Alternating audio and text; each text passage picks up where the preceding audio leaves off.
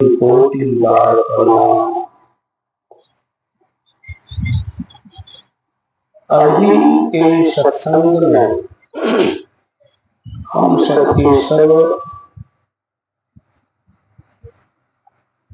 विश्व सुप्रसिद्ध ग्रंथ से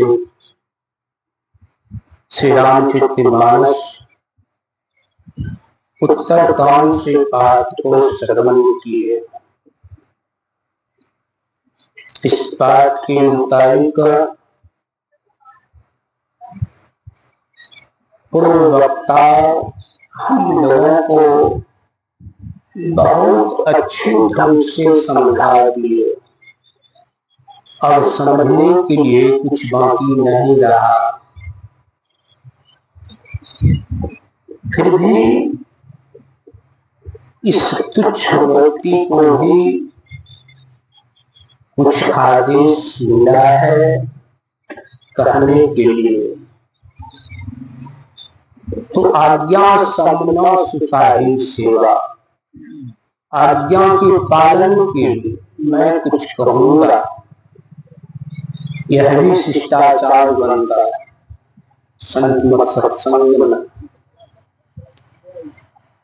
आप लोगों को समझाने के लिए मैं नहीं कहूंगा, बल्कि अपने समझने के ख्याल से सुने सुनाए शब्दों को दोहराऊंगा यादस्त के ख्याल से।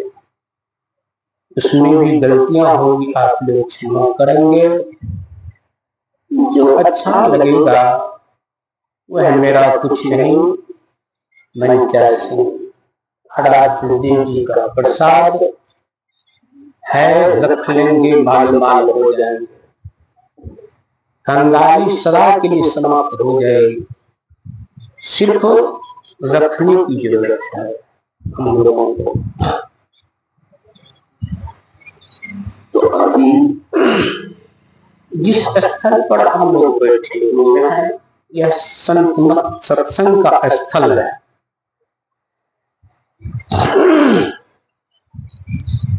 सत्संग सब जगह नहीं होता है।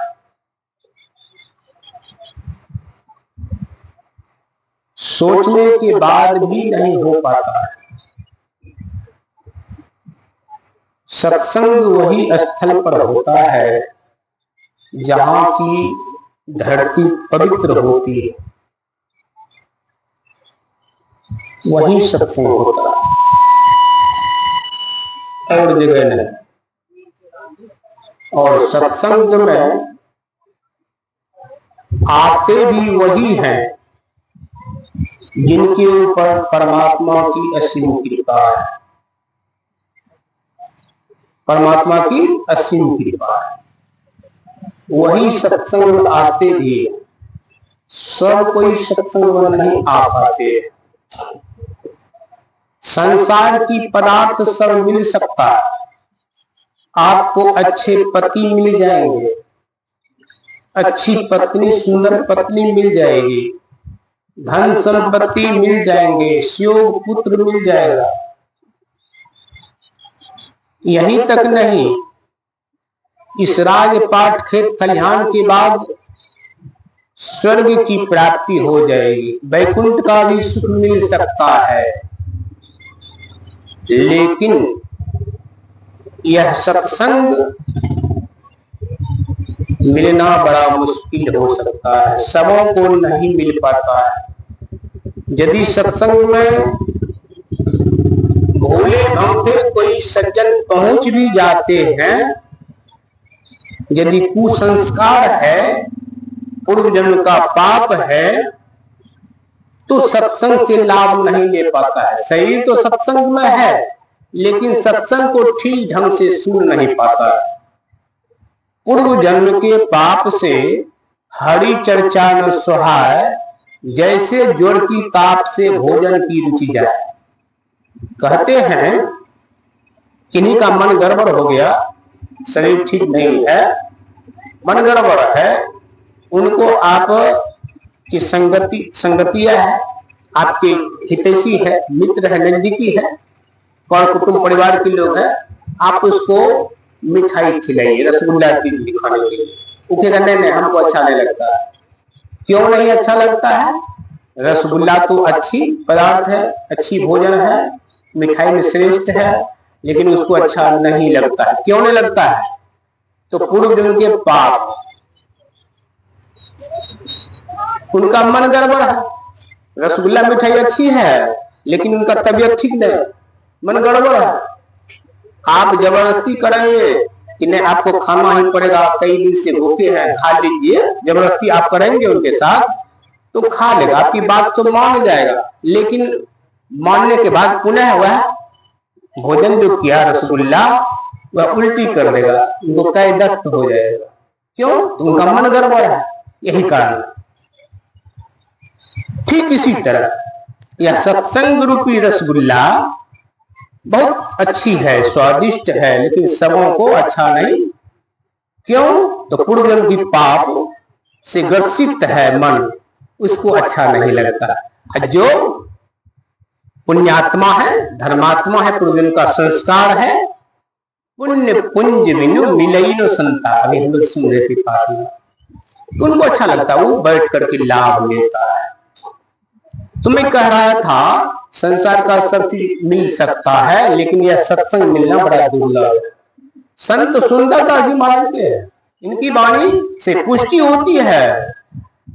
तात मिले पुनि मात मिले, सुत भ्रात मिले युवती सुखदाई, राज मिले गजबाज मिले, सब साज मिले मन वांछित पाई, लोक मिले सुरलोक मिले, विधि लोक मिले वैकुंठ ही जाई। इतने से भी संतुष्ट नहीं हुआ, वैकुंठ का भी सुख मिल सकता, वैकुंठ ही जाए। सुंदर और मिले सब ही सुख। अब देखिए तो स्वर्ग के सुख से भी बढ़कर के सुख मिल सकता है, वैकुंठ के सुख से भी बढ़कर के हो सकता है कहीं और सुख हो, तो सुंदरदास महाराज को संतुष्ट नहीं हुआ।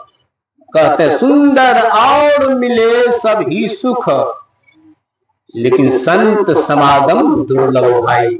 यह संतों की समागम सत्संग बड़ा दुर्लभ, यह नहीं मिलेगा। सब कुछ तो मिल सकता है, यह नहीं। और अभी हम लोग संतों की वाणी सुने, भगवंतों की वाणी को सुनिए। भगवान शिव शंकर भगवान अपने मुखारबिंद से भी इस बात की पुष्टि करते हैं, ये भी कहते हैं। भगवान शंकर क्या कहते हैं, इनकी बात को सुनिए। भगवान शंकर से मां पार्वती पूछने की कृपा की कि प्रभु संसार की लोग एन केन प्रकार सुख के लिए क्या क्या करता है, बहुत कुछ करता है, लेकिन वास्तविक में आप बतलावे सुख है कहाँ, वह लाभ मिलेगा कहाँ, किस जगह लाभ मिलेगा, किस लाभ के लिए संसार के लोग तरस में है, खोज रहे हैं। तो भगवान शंकर कहने की कृपा किए हैं मां पार्वती से कि तुमने बड़ी अच्छी प्रश्न की है देवी, मैं समाज रूप में इसका उत्तर दे देता हूं, जवाब देता हूं। क्या कहते हैं भगवान शिव, देखिए। गिरजा संत समागम समनो लाभ कछु आन, बिनु हरि कृपा न होई सो गावहि वेद पुराण। हे पार्वती, इस संतों के समागम के समान संसार में कुछ दूसरा लाभ नहीं है, और मैं ही कहता हूं सो बात नहीं, गवाही में रखे हैं भगवान शंकर। किसको? जितने वेद ग्रंथ हैं, सब संत हैं, सबके सब साक्षी गवाही है, सब गवाही देते हैं। इस लाभ से बढ़कर के कुछ लाभ हो नहीं सकता है। अब थोड़ा सा विचार, यही कहते हैं तो ये लाभ मिलेगा कैसे, तो आगे पंक्ति में बिनु हरि कृपा न हो, हरि में परमात्मा ईश्वर, जब तक ईश्वर की कृपा नहीं होगी तो ऐसे लोग सत्संग में आएंगे नहीं। जिनके ऊपर हरि की कृपा होती है वही ऐसे सत्संग में आकर के संतों के वचनों को सुन करके लाभ उठा लेते हैं, जिनके ऊपर ईश्वर की कृपा है। इससे स्पष्ट होता है कि हम लोगों के ऊपर भी ईश्वर की कृपा है, गुरु की कृपा है, तब हम लोग ऐसे सत्संग में बैठ करके सत्संग से लाभ ले रहे हैं। विचारिए कैसे स्थान पर भी हम लोग बैठे हैं, साधारण स्थान पर बैठे हैं, बड़ी कीमती जगह है, बहुत कीमती जगह है। तात स्वर्ग अपवर्ग कर धैर्य तुला एक अंग, तुल नोताही सकल मिली जो सुख लव सत्संग। कहते हैं गोस्वामी तुलसीदास जी महाराज कि 7 प्रकार के स्वर्ग होता है, 7 प्रकार के स्वर्ग के सुख को तराजू के एक पलड़े पर रख दे और मात्र पल भर सत्संग में जो हम लोग बैठे हैं, पल कितना गिराते हैं आप, पल जो गिर रहा है कितना देर लगता है विचार सकते हैं। मात्र पल भर सत्संग के सुख को दूसरे तराजू के पलड़े पर रख दें तो पल भर सत्संग के सुख के बराबर में 7 स्वर्ग का सुख फिक्का हो जाता है, हल्का हो जाता है। ऐसे जगह पर भी हम लोग बैठे हैं, साधारण जगह पर, हाँ, बड़ी कीमती जगह पर बैठे हैं, अनमोल जगह पर बैठे हैं। संसार में सब कुछ मिल जाएगा, सुत दारा और लक्ष्मी, पापी घर भी होए, संत समागम हरि कथा तुलसी दुर्लभ। कहते हैं आपको सुत मन का बेटा, दारा मन पत्नी, आपको सुयोग बेटा, सुंदरी पत्नी, लक्ष्मी में संपत्ति, ये सब मिल जाएगी। पापी को भी मिल जाता है, लेकिन संतों का समागम हरि कथा सबों को नहीं, पापी को नहीं मिल पाता है। जो पुण्यात्मा है, जो संस्कारी है, उन्हीं को यह मिलता है। तो हम लोग ऐसे संस्कारी हैं, गुरु की कृपा हम लोगों पर है, हम लोग इसमें बैठ करके लाभ ले रहे हैं। और सत्संग हम ही लोग करते हैं, ऐसी बात नहीं है हम लोग करते हैं, साधारण लोग करते हैं, ऐसी भी बात नहीं है। भगवान की बात को सुन रहे थे, गोस्वामी जी लिखे हैं, अभी ग्रंथ पाठ हुआ है, ग्रंथ पाठ में क्या सुने, जीवन मुक्त ब्रह्म पर चरित्र सुनहि तजी ध्यान, जे हरि कथा नो करहि मृति तिनके ही पाषाण। कहते हैं जो जीवन मुक्त महापुरुष हो गए हैं, उच्च कोटि के संत हो गए हैं, जो पहाड़ों की कंदरा में समाधि लगाए हुए हैं, ऐसे महापुरुष भी स्थूल शरीर को छोड़ करके सूक्ष्म शरीर लेकर के सत्संग में आ जाते हैं। ऐसा नहीं सोचेंगे एक सत्संग का जगह साधारण है। पहाड़ की कंदरा में रहने वाले महापुरुष शरीर को छोड़ करके सूक्ष्म शरीर लेकर आ जाते हैं। 33 करोड़ देवी देवता के नाम हम लोग सुनते रहते हैं, 3300 करोड़ देवी देवता सत्संग में आ जाते हैं। ब्रह्मा विष्णु महेश सबके सब सत्संग में आ जाते हैं। सत्संग में ऐसी नहीं सोचना चाहिए, ऐसी बात कभी मन में नहीं रखना चाहिए कि हम साधारण लोग बैठे हैं, सो बात नहीं है।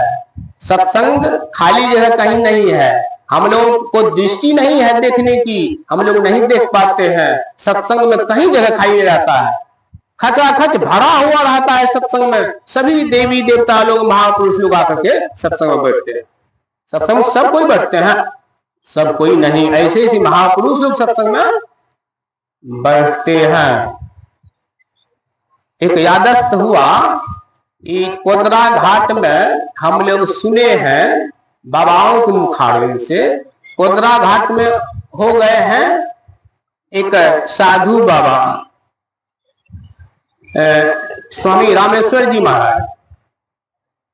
स्वामी रामेश्वर जी महाराज इसी तरह से सत्संग करते थे, और स्वामी रामेश्वर जी महाराज के पिताजी वो क्या थे, करने वाले भगतिया थे, खंजरी जी बजाते हैं ना बाबा लोग, बहुत देखते हैं खंजरी बजाते हैं, गाते हैं खूब भगतिया भगवती का। तो उनके पिताजी खंजरी बजाने वाले भगतिया थे, 1 नंबर भगतिया, 1 नंबर, मैंने गोसाई भी लहालो उनके सही ऐसे भगतिया थे। और रामेश्वर जी महाराज सत्संगी 1 नंबर की साधु, अलग में आश्रम बनाए हुए हैं, घर मकान से अलग सत्संग कर रहे थे, और वहां भगतिया अपना भजन कर रहे थे। देखिए दोनों इनके पिताजी में और पुत्र जी में देखिए क्या अंतर है। सत्संग यहाँ कर रहे हैं, वहां भगतिया कितनों गाए बजावे, सिर पटके छाती पीटे, गोसाई एको ठो न आया वहां, एको ठो गोसाई नहीं आया वहां। अपना सब जान जीव लगा दिए गोसाई खिलाने के लिए, लेकिन नहीं, गोसाई एको ठो देवता उपस्थित नहीं हुआ। जब एको देवता उपस्थित नहीं हुआ, तब यहाँ रामेश्वर जी महाराज का सत्संग, जब जिस तरह से अभी हम लोग बैठे हैं, सत्संग में आरती हुआ। आरती के बाद वहां जो देखता है देवता एकदम फटाफट आने लग गए, फटाफट आने लग गए। आरती जब लगा यहाँ तब आरती से पहले एक भी देवता वहां नहीं। अब देखिए तो विचारिए, तो देवता कहाँ था? सत्संग में था देवता। अब रामेश्वर जी महाराज घर गए, उनके पिताजी कहते हैं रामेश्वर, अरे देवता एको ठो यहाँ नहीं, कितनों हम कोशिश किए खिलाने का, एको देवता यहाँ नहीं खिला। हम लोग थक गए गाते गाते, सब परियार जितने भी परियार थे बारी बारी से थक गए, एको देवता नहीं आया। अरे तुम वहां आरती लगाया तो यहाँ सब देवता अपने खेलना शुरू कर दिया। तो कहते हैं पिताजी, आप नहीं जानते हैं, वहां सत्संग हो रहा था, 3300 करोड़ देवी देवता सत्संग में आते हैं, तो आपका देवता यहाँ थोड़े था, वहां सत्संग में था, कैसे खेलता है? देखिए तो कहने का मतलब देवी देवता सब सत्संग में आ जाते हैं। हम लोगों की दृष्टि नहीं है देखने का, नहीं देख पाते। देवी देवता सत्संग में आते हैं, और सत्संग देवी देवता ही नहीं, ब्रह्मा विष्णु महेश भी करते हैं, सब के सब करते हैं।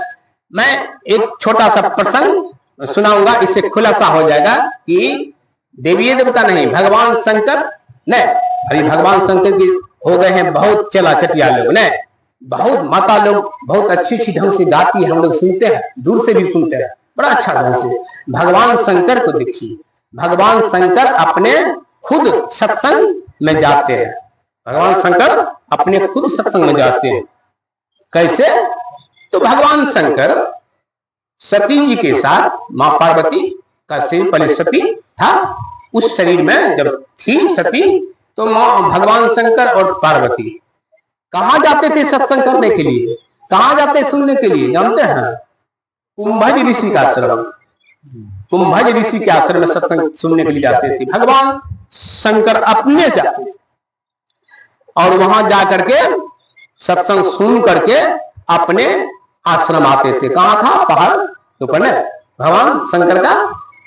अब देखिए प्रसंग यादस्त आ गया, मैं 2 शब्द में कहूंगा। जब भगवान शंकर, मां पार्वती जी भी साथ में है, लेकिन मां पार्वती जी जो है सत्संग में तो बैठी थी, और भगवान शंकर भी बैठे थे, लेकिन दोनों को लाभ बराबर नहीं मिल पाया। क्यों नहीं मिला? तो भगवान शंकर जो बैठे थे, तो भगवान शंकर जो है एक तप, एक निष्ठ, माने सत्संग की बातों को एक एक करके सुनते थे। मां पार्वती जी सत्संग में तो बैठी थी, लेकिन वे औंधने लगती थी, औंधने लगती थी, बीच में छूट जाता था सत्संग नहीं। तो वही हुआ, पूर्ण ज्ञान मां पार्वती जी को नहीं हो सका सत्संग का। भगवान शिव को पूर्ण ज्ञान। तो वहां से जब आते हैं, चलते हैं, तो जंगल की रास्ता था, घना जंगल था, विकट रास्ता था। उस रास्ते पर चल रहे थे दोनों प्राणी, आगे भगवान शंकर, पीछे मां पार्वती चल रहे हैं।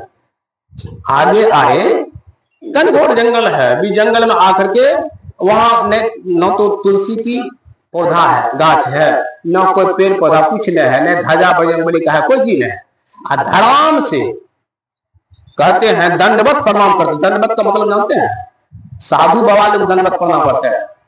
कैसे करते हैं? लाठी के तरह गिर जाते हैं, उसको साष्टांग कहते हैं ना, दंडवत प्रणाम। अब लाठी की तरह गिर गए। अब वही भगवान शंकर जो है गिर गए, धड़ाम से गिर करके प्रणाम करते हैं। मां पार्वती जी कुछ नहीं बोलती है, कहा है कैसे करते हैं, कोई बात नहीं, आगे चले। फिर आगे चले, आगे जब चले तो कुछ दूर आगे जाने के बाद फिर पुनः उसी तरह से कर दिए, फिर गिर गए धाम से, फिर प्रणाम कर लिए। मां पार्वती जी कुछ नहीं बोलती हैं। देखिए बातचीत करने का भी जगह होता है ना, समय होता है, और प्रणाम करने का भी समय होता है। कहीं धाम से प्रणाम ऐसे नहीं। भगवान शंकर प्रणाम किए थे ना, भगवान को समय होता है सब चीज का। तो वही हुआ, वो जो है माँ पार्वती जी एकदम मन को विवश करके कचोट करके रह गई, कुछ नहीं बोलती है। कहा अच्छा ये जाएंगे ना अपना आश्रम, तब मैं पूछूंगी ऐसे क्यों करते हैं, बोराहा की तरह करते हैं, बोरा सही लोग उनको बोरा मने मन बोलती ना। आए भगवान शंकर अपने आश्रम आए, बैठे, होता है जब दोनों प्राणी एक जगह बैठे आराम करने तो कुछ बातचीत होने लगी। बातचीत के दरमियान माँ पार्वती कहती हैं कि भगवान शिव से कि आपको वास्तविक में लोग बोराहा कहते हैं, आप बोरा गए, दिमाग में अपने आपकी शुद्धि बुद्धि नहीं है, आप बोरा गए, आपको बस बैल की सवारी करता, ठीक है, बैल वाला बुद्धि आपको हो गया, आपका सवारी हो तो बैले ना, बैले वाला बुद्धि आपको हो गया, आप सही।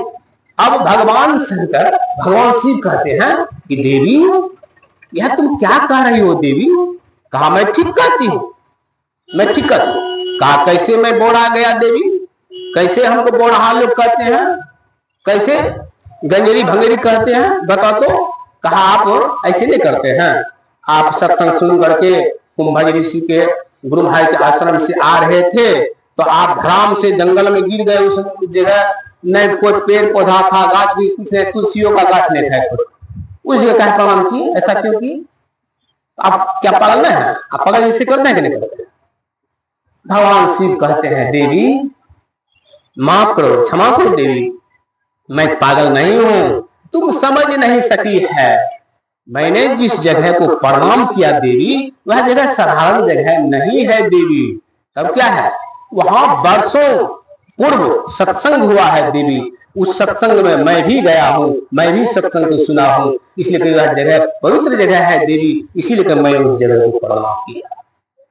कहा उस जगह सत्संग हुआ था तो प्रणाम किया, पवित्र जगह का कहा, सत्संग पवित्र जगह पर होता है, सब जगह पर नहीं होता। कहा आगे फिर उसी तरह से तो आपकी है, आगे आगे सत्य होती है।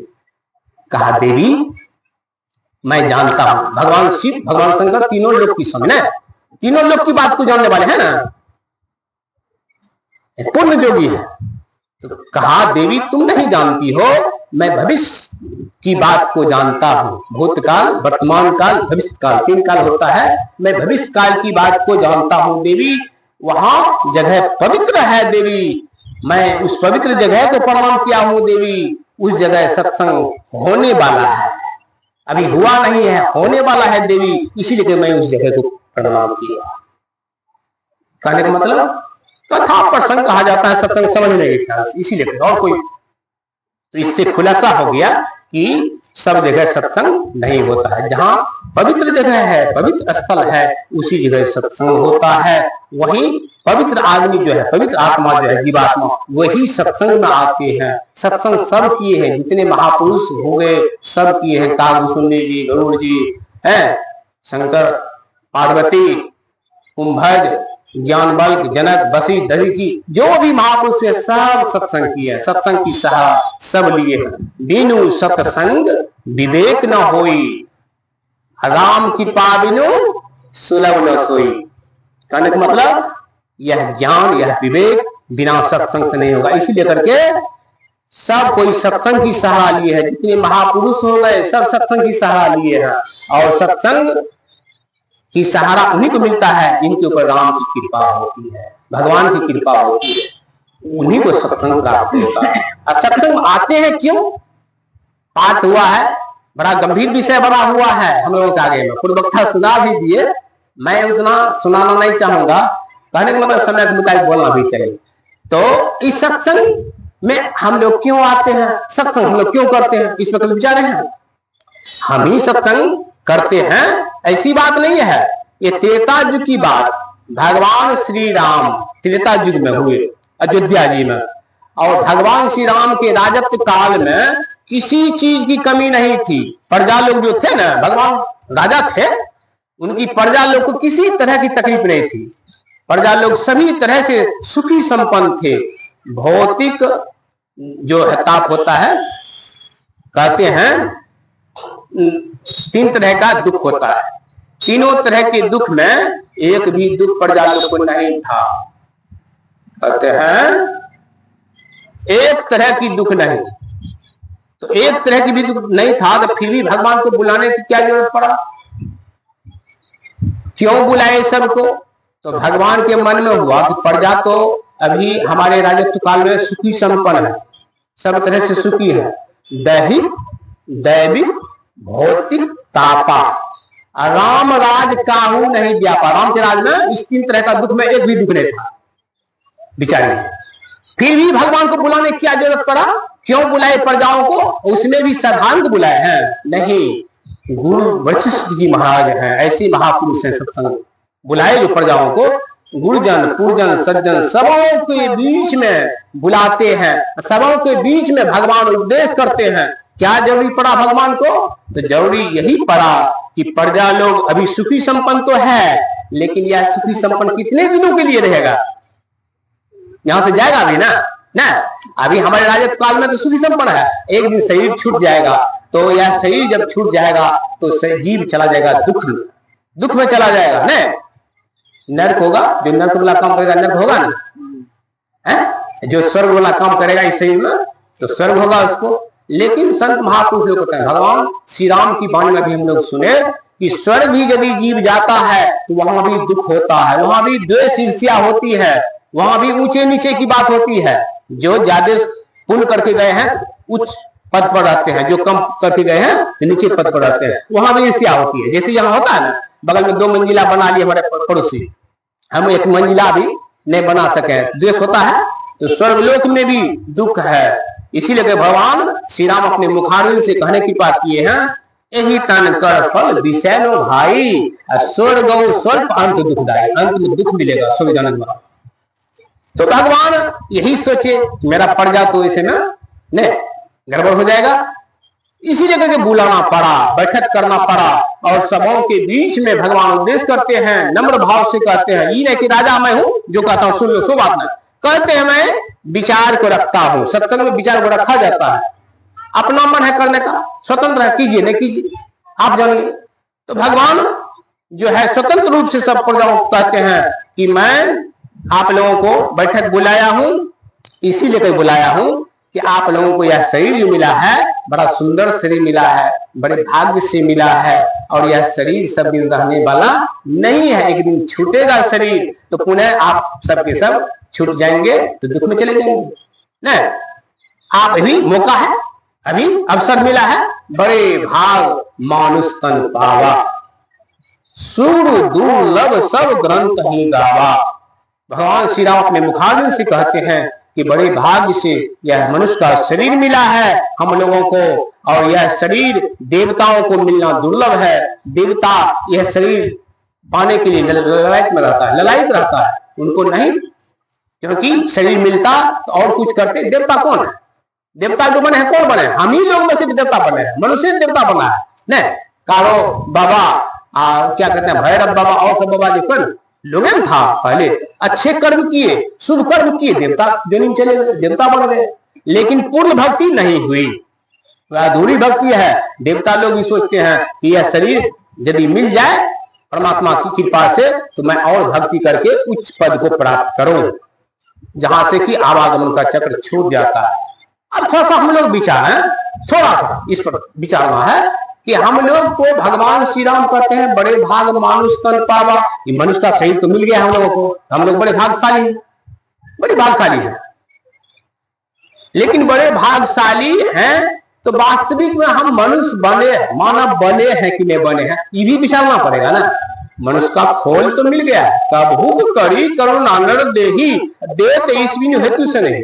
भगवान श्री राम कहते हैं अकारण कृपा करके परमात्मा ने जीव को मनुष्य का शरीर दिया है, अकारण कृपा करके दे दिया है। इस शरीर से मौका का फायदा लेता है कि नहीं लेता ना।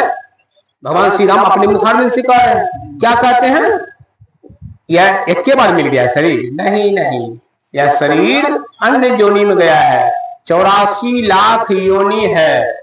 हम लोग सुन रहे थे, पूर्वकता सुना रहे थे, अंडज पिंडज उष्मा अंकुरज में 84 लाख योनि है। ये जीव 84 लाख योनि में पहले भ्रमित किया है, बहुत दुख सुख भोगा है, बहुत दुख भोगा है। तब कृपा की है परमात्मा, अब की मौका देते हैं संभलने का, तब इस शरीर दिया है, ऐसे शरीर थोड़े मिला है। तो अब की पासा ना पड़े तो फिर 84 जाए, कबीर साहब कह रहे हैं। ये शरीर तो मिला है, इसमें यदि सुतर गए बाजी, सुतार लिए तब तो ठीक है, और नए सुतारे तो फिर 84 जाए, जहां से वहीं चल जाइए। ये मनुष्य के शरीर तो भगवान श्री राम की भी वाणी मिलता है, भगवान श्री राम भी कह रहे प्रजाओं को, आकर 84 जोनी भ्रमती है जीव अविनाशी, फिर सदा माया कर प्रेरा अकाल कर्म स्वभाव गिनकर। कहते हैं 84 लाख योनियां हैं। अब देखिए 84 लाख योनियां भगवान श्री राम भी कह रहे हैं, संत कबीर साहब की वाणी में भी 84 लाख आता है। और जो महापुरुष हो गए हैं ना, संत भगवान सब एक ही बात करते हैं, दो बात नहीं करते, कहने की कला अलग है लेकिन बात एक ही है। तो इससे स्पष्ट होता है कि 84 लाख योनि है जीव। 84 लाख योनि में सबसे श्रेष्ठ जीव माना गया है मनुष्य शरीर को। यह मनुष्य शरीर श्रेष्ठ है। अब थोड़ा लीजिए, एक साधारण बात को हम लोग जाना कि हम मनुष्य जो है सुख चाहते हैं, आनंद चाहते हैं, दुख नहीं चाहते हैं। क्या और जीव सुख नहीं चाहता है और जीव दुख चाहता है? नहीं। 84 लाख योनि में जो भी जीव जहां हैं वहीं सुख खोजते हैं, सब सुखे चाहते हैं, दुख कोई नहीं चाहते। कहते हैं संतवाणी माया है 84 लाख योनि में। अभी हम लोग सुन रहे थे, असंत की वाणी में भी खुलासा होता है कि 30 लाख स्थावर जानो, 9 लाख जलचर को मानो, 11 लाख कृमिगण गाए, 11 लाख कृमिगण गाए, 10 लाख पक्षीगण बताए, 20 लाख पशु जानहु भाई, 4 लाख बानर समुदाय। इतने भ्रमी को जो कोई आवे सो सब मानुष तन को पावे। इतना भ्रमित करके हम लोग आए हैं तो मनुष्य का शरीर मिला। अब मनुष्य का शरीर मिला है तो कहते हैं एक पक्षी, छोटी पक्षी है, छोटी पक्षी जीव है, एक पशु है। पशु पक्षी भी वह भी जो है भोजन के लिए, बाल बच्चे के लिए और मकान के लिए न, वे भी हैं, वे भी जीवन सुख में जीना चाहते हैं, वह भी सुख में जीवन चाहते हैं, वह भी दुख नहीं चाहते हैं। कहते हैं एक छोटी पक्षी जो है वह सुख चाहते हैं। हम मनुष्य भी यदि वही सुख चाहें तो पक्षी में मनुष्य में कोई अंतर हुआ? कोई अंतर नहीं। कहते हैं हम जो है इंद्रियों के भोग में, हम लोग पढ़े लिखे में, विद्वान में, प्रतिष्ठावान में रहें, यह तो पशु भी चाहता है। एक सांड को लीजिए उदाहरण, एक सांड में झगड़ा करता है अपना प्रतिष्ठा के लिए, एक बिलार में झगड़ा करता है, अनुजनी है ना, पशु जनी है, बिलार में झगड़ा करता है। वह क्यों करता है? प्रतिष्ठा के लिए। हम लोग भी मानव के शरीर मिला है, हम लोग भी वही प्रतिष्ठा के लिए सब कुछ करें। तो पशु और हम लोग में क्या अंतर? एक साधारण घोड़ा को लीजिए, एक घोड़ा जो है अच्छा चाल चलता है तो उसकी कीमत ज्यादा हो जाती है। हम मानव हैं, हम मानव पढ़ लिख लिए हैं ज्यादा, हम लोग मानव का जो है थोड़ा सा अच्छा कीमत हो गया। तो हम में और पशु में क्या अंतर? कोई अंतर है? पशु सिखाया हुआ अच्छा काम करता है, हम मानव हैं, हम मानव भी अच्छा काम करते हैं, धनवान विद्वान प्रतिष्ठावान बन करके रहना चाहते हैं। तो क्या हम में और पशु में कोई अंतर रहा? कोई अंतर नहीं। एक चिड़िया अपने भरण पोषण के लिए दाना चुन करके लाती है, अपना भी खाती है, बच्चे को भी खिलाती है। और कहते हैं वह चिड़िया जो है घोंसला बनाती है, अच्छी अच्छी वाणी बोलती है, चिड़िया भी बोलती है। देखिए चिड़िया की बोली कितना सुंदर होता है, समय पर देखते हैं कोयल की बोली, देखिए कितना मीठी बोली। वैसा बोली हम लोग से भी नहीं होता है, मानव से भी नहीं होता है। मीठी बोली बोलती है चिड़िया, पक्षी। और यदि हम लोग भी पढ़ लिख करके इसी तरह रह जाए, यही प्रतिष्ठा बढ़ जाए, तो चिड़िया में और हम लोग में कोई अंतर हुआ? कोई अंतर नहीं। तब बड़े भाग कैसे भगवान श्री राम के हैं? क्यों के हैं? हम मानव सीखना जान गए, चिड़िया की तरह आकाश में उड़ना जान गए, चिड़िया की तरह आकाश में उड़ते हैं, नहीं, हेलीकॉप्टर से उड़ते हैं ना हम मानव, तो क्या चिड़िया न हुए? आकाश में उड़ना। हम मानव जो है क्या कहते हैं, हिंदू धर्म, हम हिंदू हैं, हम मुसलमान हैं, हम सिख हैं, हम ईसाई हैं, आदि आदि, हम कोरी हैं, कुर्मी हैं, जुल्हा है, मुसर हैं, राजपूत हैं, आदि आदि, ये बनना सीख लिए है ना। लेकिन हम अभी तक हम लोग मानव बनना नहीं सीखे, अभी तक मानव नहीं बने। साधु की बात को तो छोड़ दें, साधु बाबा तो उच्च कोटि के हो गए, हम साधारण मानव भी अभी तक नहीं बने। यह मानव बनाने वाला फैक्ट्री है। सत्संग क्या है? मानव बनाने वाला फैक्ट्री है। कहते हैं अभी तक हम लोग मानव नहीं बन पाए। मानव कहते किसको हैं? समय के मुताबिक मैं बिल्कुल तेजी से बढ़ रहा हूं। मानव किसको कहते हैं? अरे जो अपने सुख के लिए दूसरे को दुख नहीं दे वह हुआ मानव। जो अपने सुख के लिए दूसरे को दुख दे वो हो गया दानव, उसको दानव कहते हैं। और जो दूसरे को सुख देने के लिए अपना दुख उठावे वह हो गया देवता।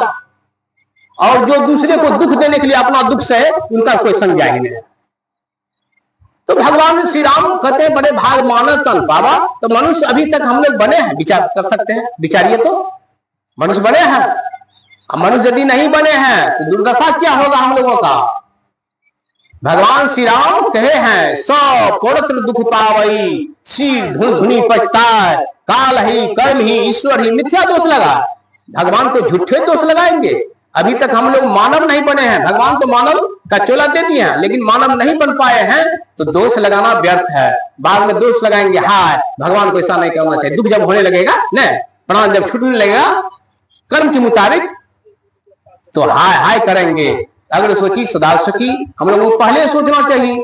तो भगवान श्री राम कहते हैं यह मनुष्य का शरीर जो दिए हैं, क्यों दिए हैं?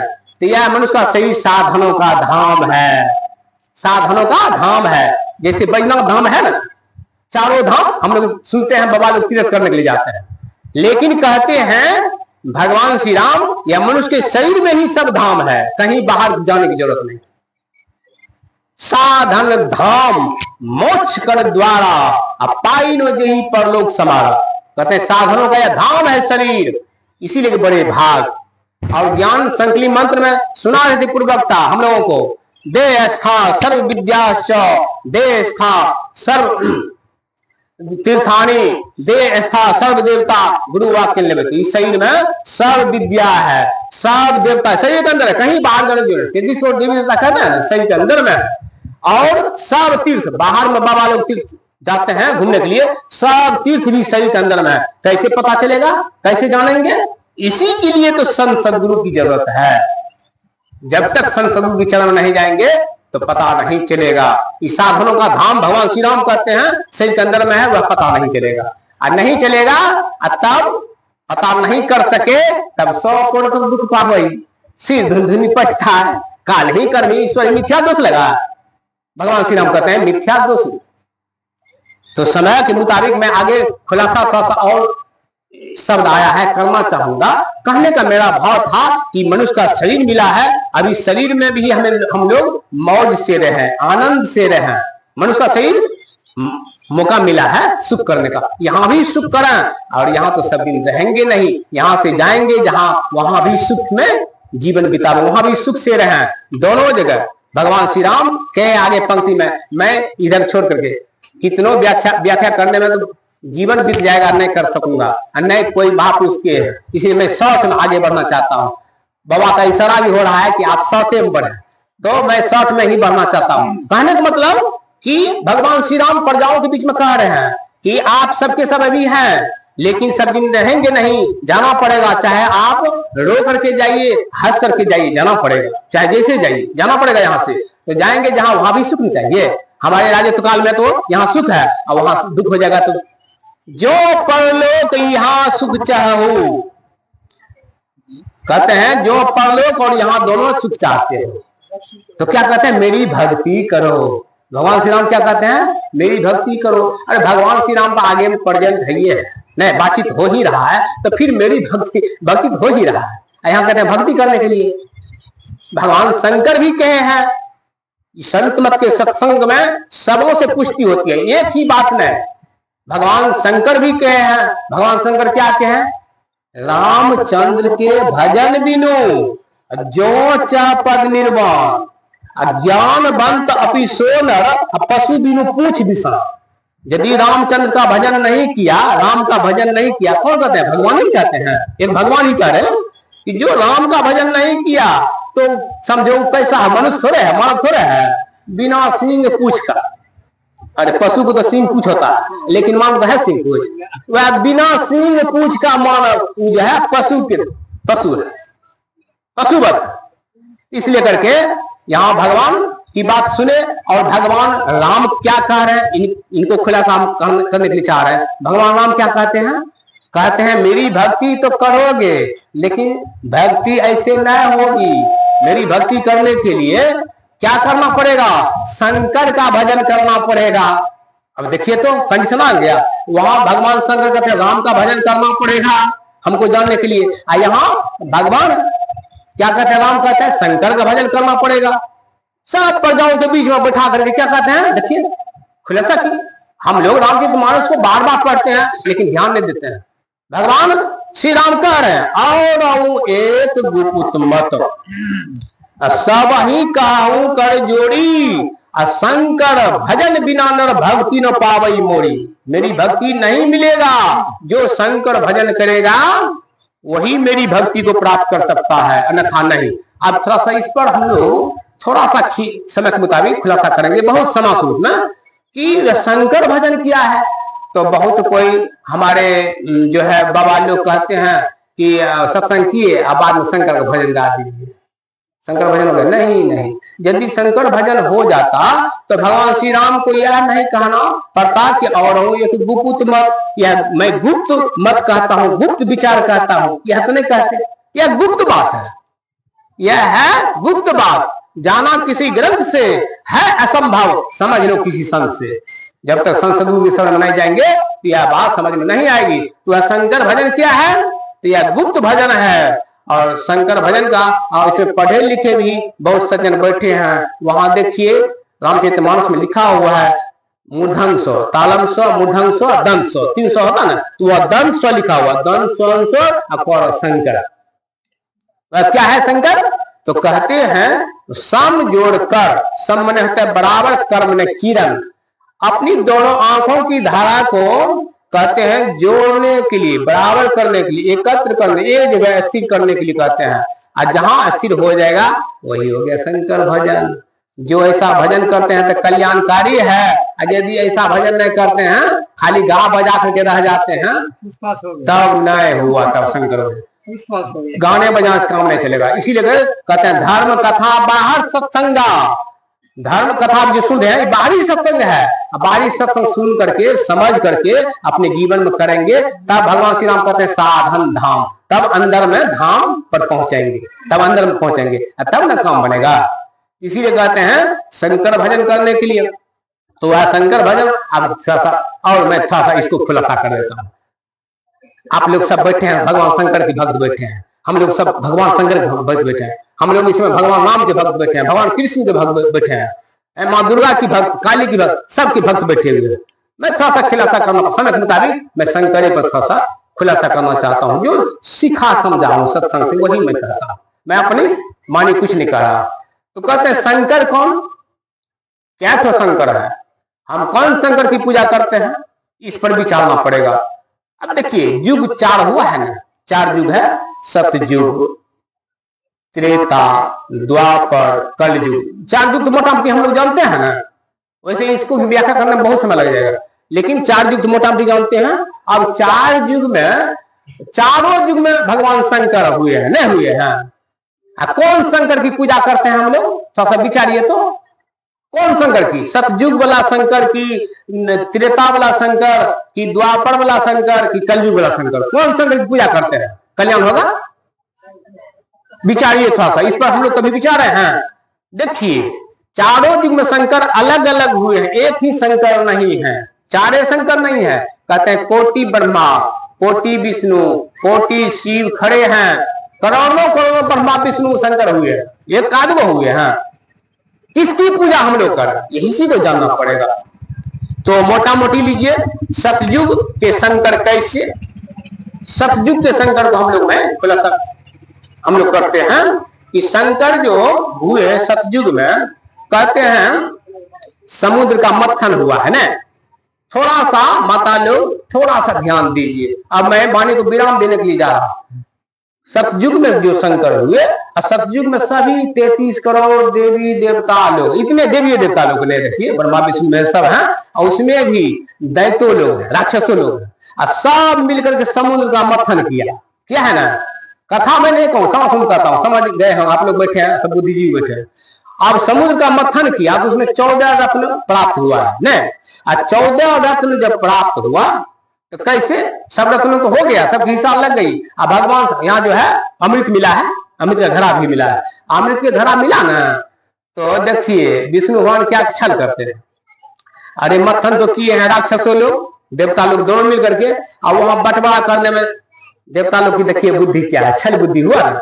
अब बैठा लिए, 2 कतारों में बैठा दिए, देवताओं कतार, राक्षसों कतार, और सब लड़ने लगे, हम पिएंगे, हम पिएंगे, अमृत पिएंगे, अमर हो जाएंगे, सब लड़ने लगे। तो भगवान विष्णु जो है विश्वमोहिनी रूप धारण करते हैं। विश्वमोहिनी रूप का मतलब समझते हैं, विश्व में वैसा रूप नहीं हो दूसरा, वैसा रूप बना लिए न, बहुत सुंदरी रूप, औरत का, महिला का रूप। महिला लोग सुंदरी रहता है, उस पर ज्यादा आकर्षण होता है, सबों का होता है ना। राक्षस लोग का बेसी होता है, हम मानव का भी होता है, राक्षस का तो ज्यादा होता है। तो विश्वमोहिनी रूप बना करके आते, कहते हैं आप लोग झगड़ते का है, तो देवता कहते हैं कि हम पिएंगे, और दानव कहते हैं हम पिएंगे। कहा मैं दोनों पिला देती हूँ बराबर, दोनों ने मंथन किया है, दोनों का हिस्सा बराबर है, मैं बराबर सबको पिला देती हूँ। कतार में बैठ जाओ, सबको बैठा दिए, सब विश्वमोहिनी की बात को मान गए, बैठ गए। तो क्या करती विश्वमोहिनी, क्या करती है, देवता की तरफ बांटना शुरू कर दी। अब देवता बांटे बांटे, अब जो है सब देवते में गाय, राक्षस बच गया, हो गया, देख हुआ ना। अब देखिए छल बुद्धि हो गया, लेकिन देवता के कतार में भी राक्षस कम नहीं, उसमें ही बैठे थे राहु केतु उसमें ही बैठे थे, लेकिन पोल खुल गया। आज जब पोल खुला तो उसको मारा गया, उसको मार दिया गया, ठीक ना। तो कहने का मेरा भाव क्या है, जो है सब बंटवारा तो हो गया अमृत। अब भगवान शिव जो थे, भगवान शंकर पहुंच नहीं सके, बंटवारा में नहीं पहुंच सके। भगवान विष्णु तो है बांटने में, अब भगवान शंकर पीछे पड़ गए। भगवान शंकर जब तक में आते हैं तो बंटवारा हो गया। भगवान शंकर को मालूम पड़ गया कि झगड़ा समाप्त किए हैं भगवान विष्णु में, अब पिला दिए हैं पक्षपात करके न। लेकिन सत्संग पक्षपात नहीं होता है, बात जान लीजिए। यहाँ जो हम लोग बैठे हैं ना, ये देवता की सभा नहीं है, संतों की सभा। यहाँ संतों की सभा में पक्षपात नहीं, गोस्वामी जी लिखे हैं, यहाँ न कछु पक्षपात राखा, वेद पुराण संत मत भाखा। कहते हैं जो वेद पुराण संत बोलते हैं वही सत्संग में होता है। यहाँ देखा जो है पक्षपात की बात नहीं होती, जो सच्ची बात है, सत्य बात है, वही सत्संग रखा जाता है। तो भगवान शंकर कहते हैं भगवान विष्णु से, क्या कहते हैं, तो कह रहे हैं भगवान शंकर विष्णु से कि आप सुनते हैं, आप अमृत को बंटवारा कर दिए, दोनों को मुक्त करके आप किस रूप को बनाए, वह रूप हमको दिखाइए, वह रूप दिखाइए, वह रूप दिखाइए। तो कहा इसको तो छोड़ दीजिए, आपके हिस्सा में नहीं था। अब फिर से मंथन होगा समुद्र, अब फिर से मंथन किया गया, मोड़ देते हैं, फिर से मंथन किया। जब फिर से मंथन किया ना, तो भगवान शंकर के हिस्सा में कौन चीज निकला, 20। फिर से जब दोबारा मंथन हुआ तो भगवान शंकर के हिस्सा में 20 निकल गया। तो आपको 20 पाउंड उसके हिस्सा में मिला तो वही मिलेगा भैया। बंटवारा करते हैं, जो हिसाब पड़ेगा वही ना, हम उड़ाते हैं, जो हिसाब पड़ेगा लीजिए, खदाम पड़ा ऊपर में पड़ा। तो भगवान शंकर के हिस्सा में 20 निकला, तो कहा सब देवी देवता लोग अब आपको पान करना होगा, 20 पान कीजिए आप। अब भगवान शंकर 20 पान करेंगे, मरबे नहीं करेंगे, बचेंगे। 20 पान करने के बाद मरता है, लेकिन वहां तो है करना पड़ेगा। तो भगवान शंकर क्या करते हैं, कहा ठीक है मेरे हिस्सा में है तो मैं 20 पान करता हूँ। 20 पान कर लिए, लेकिन 20 को कंठ से नीचे नहीं जाने दिए। कंठ से नीचे जाता तो राम नाम सत हो जाता। तो कंठे में रख लिए, भगवान जो बल है, शक्ति बल है, अपनी शक्ति से कंठ में रख लिए। तो कंठ में जो रहा, तो कहते हैं वह 20 से कंठ जो है जलन से, पीड़ा से नीला हो गया। नीला हो गया। भगवान का कंठ जो है नीला है। एक भगवान शंकर का नाम नीलकंठ भी है। नीला जो हो गया कंठ उसका, इसके लिए जो है नीलकंठ भी रखा गया। एक नाम यह भी है भगवान शंकर का। तो नीला हो गया। तब जो है भगवान शंकर कहते ठीक है, अब तो हो गया, मेरा भी हिस्सा लग गया, आप अमृत कैसे बंटवारा किए हमको बताइए पहले। कहा भगवान छोड़िए ये बात को। भगवान विष्णु कहते हैं छोड़िए ये सब बात को छोड़िए। अरे ये सब बात कहे लाते हैं, जो जिस समय जैसा था वैसा कर दिए। कहा नहीं, हमको दिखाना पड़ेगा कैसे आप छल किए, रूप बनाइए, रूप को हम देखेंगे। कौन रूप बनाए थे आप उसको? कहा भगवान शंकर आप उस रूप को देखेंगे ना तो आप भी फेरा में पड़ जाएंगे। आप फेरा मत पड़िए, मत पड़िए फेरा में। वो जो है मायावी रूप था मेरा। कहा नहीं, मैं देखूंगा, मैं देखना चाहता हूँ, वह रूप को मैं देखूंगा। आप नहीं दिखाएंगे, आपको फुर्सत नहीं मिलेगा, आपको दिखाना पड़ेगा। विवश होकर के भगवान विष्णु फिर वही रूप लेते हैं भगवान शंकर के कहने से।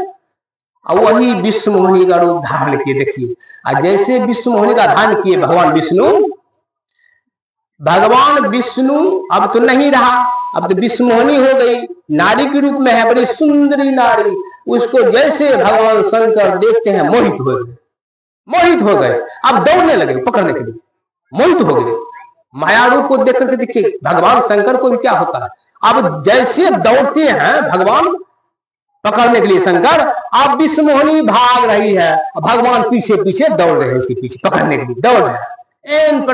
अब भगवान विष्णु भी थका गए, दौड़ते दौड़ते पसीना पसीना हो गया। भगवान शंकर भी थका गए, लेकिन छोड़ते ना है दौड़ना, उनको पकड़ना है। अब जैसे कहीं एक जगह एक हाथ पकड़ा, एक जगह पकड़ा ले, पकड़ाए इनके प्रकार छुड़ा करके भगवान विष्णु भागते हैं, विष्णु मोहिनी भागती है। भागते भागते जो है एक जगह टच हुआ, तो टच होने के बाद आप सबके सब बुद्धिजीवी बैठे हैं, शुक्र स्खलित हो गया, शुक्र भगवान शिव का। तब उनका दिल दिमाग शांत हुआ। तो एक भगवान शंकर तो सतयुग में हुए हैं, उसकी पूजा करेंगे, और दूसरा शंकर को लीजिए त्रेता युग में। मैं कथा समय नहीं कहता है, नहीं कहूंगा। त्रेता युग में जो शंकर हुए समाधिस्थ हैं, बिल्कुल समाधि में बैठे हुए हैं। और कामदेव आए हैं न भगवान की समाधि तोड़ने के लिए।